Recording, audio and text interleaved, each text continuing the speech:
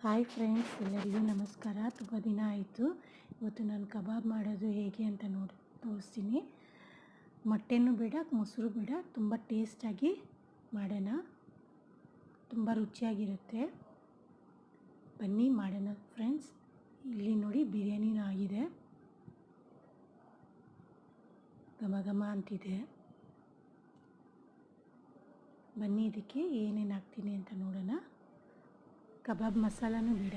ನೋಡಿ, 3/4 kg chicken ಚೆನ್ನಾಗಿ wash ಮಾಡಿ ಚಿಕನ್ ತೊಗೊಂಡಿದ್ದೀನಿ, ಇಟ್ಟಿದ್ದೀನಿ. ಬನ್ನಿ ಹೇಗೆ ಮಾಡೋದು ಅಂತ ನೋಡೋಣ. ಯಾವ್ಯಾವ ಮಸಾಲ ಹಾಕೋದು ಅಂತ ನೋಡೋಣ. ಚೆನ್ನಾಗಿ ವಾಶ್ ಮಾಡಿ ಮೊದಲಿಗೆ ಶುಂಠಿ ಬೆಳ್ಳುಳ್ಳಿ ಪೇಸ್ಟು ಒಂದು 3 ಸ್ಪೂನ್ ಹಾಕೋಣ. ಆಗ ಟೇಸ್ಟ್ ಬರುತ್ತೆ. ಅಚ್ಚ ಖಾರದ ಪುಡಿ, ನಿಮಗೆ ಖಾರ ಎಷ್ಟು ಬೇಕೋ ಅಷ್ಟು ಹಾಕ್ಕೊಳ್ಳಿ. ಅರಿಶಿನ ಪುಡಿ ಒಂದು 3 ಚಮಚ, ಮೈದಾ ಹಿಟ್ಟು 3 ಸ್ಪೂನ್ ಹಾಕ್ಕೊಳ್ಳೋಣ. ನೋಡಿ, ಬಿರಿಯಾನಿಗೆ ಒಗ್ಗರಣೆ ಮಾಡ್ತಾ ಇದ್ದೀನಿ. ಬಿರಿಯಾನಿ ರೆಡಿ ಆಗಿದೆ. ಚಿಕನ್ ಹಾಕಿದ್ದೀನಿ. ಉಪ್ಪು ರುಚಿಗೆ ತಕ್ಕಷ್ಟು. ಇದು ಕಾರ್ನ್ಫ್ಲೋರು ಕಬಾಬ್ಗೆ ಕ್ರಿಸ್ಪಿ ಕೊಡುತ್ತೆ. ಸ್ವಲ್ಪ ಜಾಸ್ತಿನೇ ಹಾಕ್ಕೊಳ್ಳಿ, ಯಾಕಂದರೆ ನಾನು ಒಂದು 5-6 ಸ್ಪೂನ್ ಹಾಕ್ಕೊತಾ ಇದ್ದೀನಿ ಫ್ರೆಂಡ್ಸ್. ಕಬಾಬ್ ಮಸಾಲ ಯೂಸ್ ಮಾಡ್ತಾಯಿಲ್ಲ, ಅದರಿಂದನೇ ಇದು ನಾನು ಒಂದು 2 ಹಸಿಮೆಣಸಿನ್ಕಾಯಿ ಫ್ಲೇವರ್ ಚೆನ್ನಾಗಿರುತ್ತೆ. ಟೇಸ್ಟಾಗಿರುತ್ತೆ. ಟೇಸ್ಟು ಫ್ಲೇವರ್ ಎಲ್ಲ. ಗರಂ ಮಸಾಲ ಒಳ್ಳೆ ಫ್ಲೇವರ್ ಕೊಡುತ್ತೆ. 1.5 ಸ್ಪೂನ್ ಹಾಕ್ತಾಯಿದ್ದೀನಿ, ಟೇಸ್ಟ್ ಕೊಡುತ್ತೆ.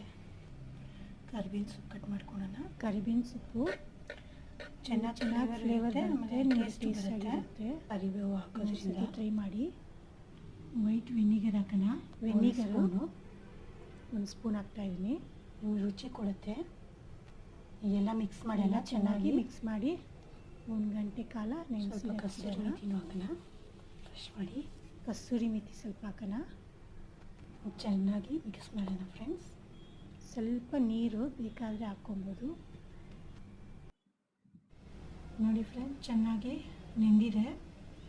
ಈಗ ಕರಿಯೋಣ ಬನ್ನಿ. ತುಂಬ ಟೇಸ್ಟಾಗಿರುತ್ತೆ. ಇಷ್ಟೇ ಫ್ರೆಂಡ್ಸ್. ಬಿರಿಯಾನಿನೂ ಆಗ್ತಾಯಿದೆ. ಇಲ್ಲಿ ನೋಡಿ, ಇದು ಚಿಕನ್ ಬಿರಿಯಾನಿ ಆಗ್ತಾಯಿದೆ. ನೋಡಿ, ಮಸಾಲೆ ಎಲ್ಲ ಚೆನ್ನಾಗಿ ಫ್ರೈ ಆಗಿದೆ. ನೋಡಿ ಫ್ರೆಂಡ್ಸ್, ಆಗಿದೆ. ಕರೆದಿದ್ದೀನಿ, ನೀವು ನೋಡಿ.